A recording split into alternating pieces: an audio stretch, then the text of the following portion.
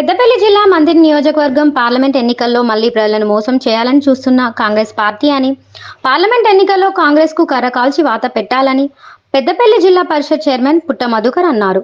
Telangana assembly ఎన్నికల సమయంలో 100 రోజుల్లో 6 గ్యారంటీలకు చట్టబద్ధత తీసుకువచ్చి అమలు చేస్తానని మాయమాటలు చెప్పి ఆ హామీలను ఒక్కటి అమలు చేయకుండా కాంగ్రెస్ ప్రభుత్వం, సీఎం రేవంత్ రెడ్డి ప్రజలను మోసం చేస్తున్నారని పెద్దపల్లి జిల్లా పరిషత్ చైర్మన్ బీఆర్ఎస్ పార్టీ మందిర్ నియోజకవర్గ ఇన్ఛార్జ్ పుట్ట మధుకర్ ఘాటుగా విమర్శించారు.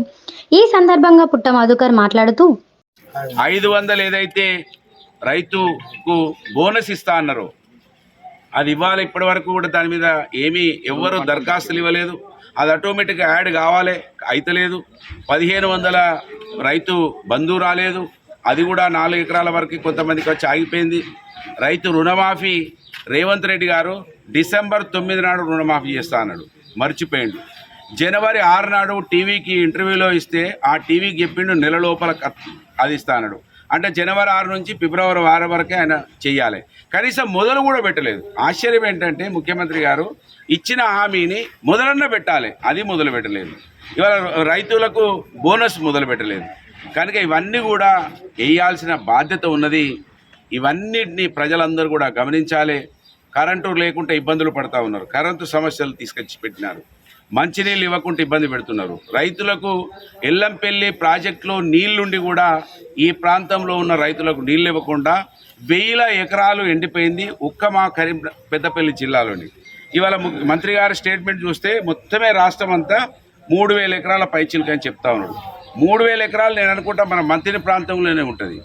ఈ 1000 ఎకరాలు ఎండిపోయినటువంటి పంటలను ఎగ్గొట్టే, పంట నష్టపరిహారం ఎగ్గొట్టే ప్రయత్నం చేస్తూ ఉన్నారు. కనుక వెంటనే ఇవన్నిటిని కూడా అమలు చేయాలి. మళ్ళీ ఎంపీ ఎన్నికలలో ఓట్ల కోసం ఏదైతే దిగజారి మాట్లాడుతూ ఉన్నారో కాంగ్రెస్ పార్టీ వాళ్ళు, నిజంగా ప్రజలు అర్థం చేసుకోవాలి, రైతులు అర్థం చేసుకోవాలి. రైతులను కడుపులో పెట్టుకొని చూసినటువంటి వ్యక్తి కేసీఆర్ గారు.